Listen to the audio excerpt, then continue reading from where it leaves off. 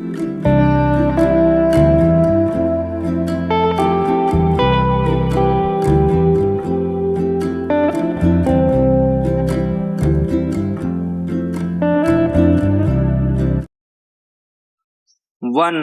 2, 3 start. आपसी वैमनस्य और जातीय हिंसा से जूझ रहे मणिपुर में 2 महिलाओं को निर्वस्त्र कर उन्हें सार्वजनिक रूप से घुमाने, उनके साथ वहशी व्यवहार करने और उनके साथ सामूहिक दुष्कर्म की घटना सभ्य समाज को क्षुब्ध और लज्जित करने वाली है। इस घिनौनी घटना ने मणिपुर के साथ देश को भी शर्मिंदा करने का काम किया है। इस घटना की समवेत स्वर में भर्त्सना ही नहीं होनी चाहिए, बल्कि सभी सरकारों को यह सुनिश्चित करना चाहिए कि कहीं पर भी मानवता को शर्मसार करने वाली ऐसी घटना न घटे। ऐसा तभी हो सकता है जब ऐसी किसी भी विभत्स घटना के लिए जिम्मेदार तत्वों को जितनी जल्दी संभव हो सके कठोरतम सजा का भागीदार बनाया जाए।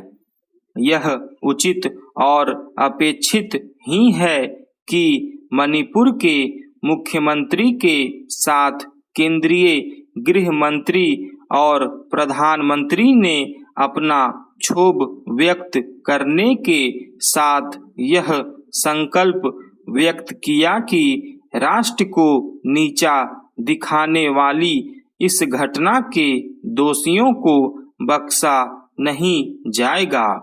लेकिन यह हैरानी की बात है कि मई के पहले सप्ताह में घटी इस खौफनाक घटना से राज्य सरकार तत्काल अवगत नहीं हो सकी।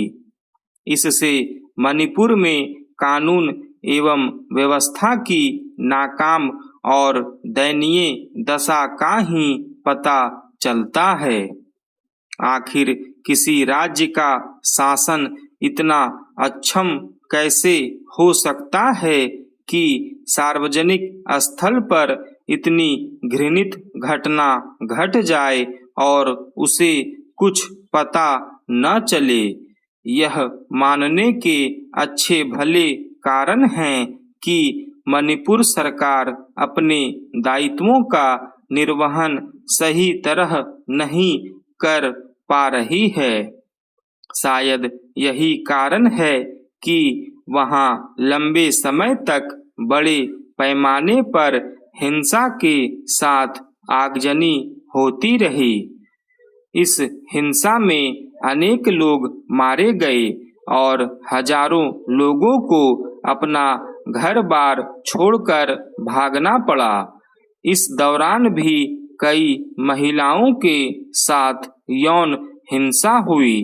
यह ठीक है कि पिछले कुछ समय से स्थितियां नियंत्रण में आती दिख रही है, लेकिन उन कारणों की तह तक जाने और उनका निवारण करने की आवश्यकता है, जिनके चलते उपद्रवियों ने पुलिस एवं सुरक्षा बलों को निशाना बनाने के साथ उनके हथियार भी लूटे।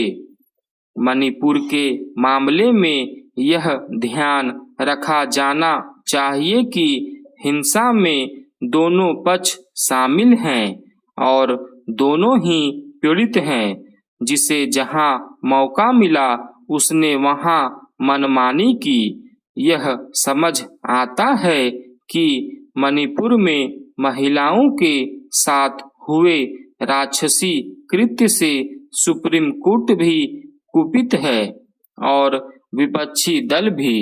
विपक्षी नेता सड़क से लेकर संसद तक अपना आक्रोश व्यक्त करने के साथ सरकार को कटघरे में खड़ा कर रहे हैं। यह घटना ही ऐसी है कि सभी को आवाज उठानी चाहिए, लेकिन यदि विपक्ष यह चाहता है कि इस बेहद गंभीर मामले पर संसद में गहन चर्चा हो और सरकार जवाब दे, तो फिर उसे अपने हंगामे पर विराम लगाना होगा। आखिर ऐसी निकृष्ट घटना पर हंगामा करने से कुछ हासिल होगा या फिर व्यापक चर्चा करने से? उत्तराखंड के चमोली में नमामि गंगे परियोजना के अंतर्गत बने सीवेज शोधन संयंत्र परिसर में हुई दुर्घटना ने एक बार फिर साबित कर दिया है कि यह सब मानव जनित लापरवाही का दुष्परिणाम है।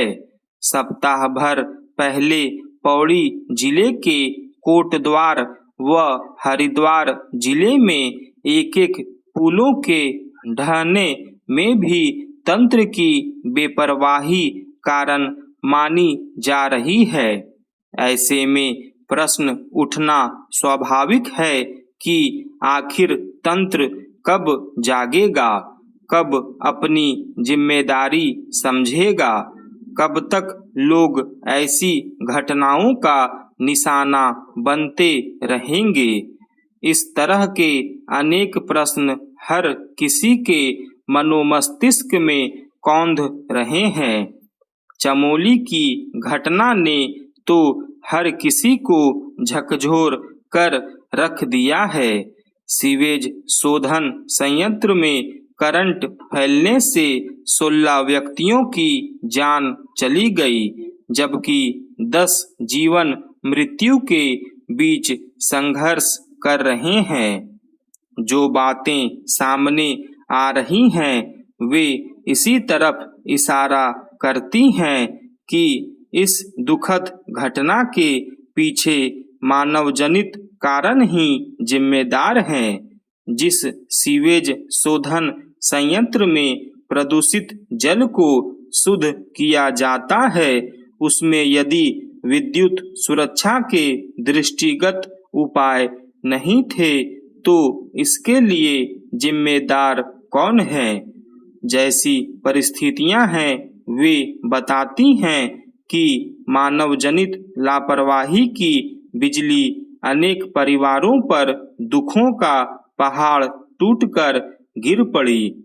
सप्ताह भर पहले ही बात करें तो कोटद्वार में मालन नदी का पुल क्षतिग्रस्त हो गया। यह उन पुलों में शामिल था जिसे पूर्व में हुए सेफ्टी ऑडिट में असुरक्षित श्रेणी में पाया गया था। इसके बावजूद कोटद्वार नगर को भाबर से जोड़ने वाले इस पुल की अनदेखी की गई, जो क्षेत्र की जनता पर भारी पड़ी। ऐसे एक नहीं अनेक मामले हैं जिनमें इसी तरह की अनदेखी दुखद घटनाओं के रूप में सामने आई है। स्टॉप।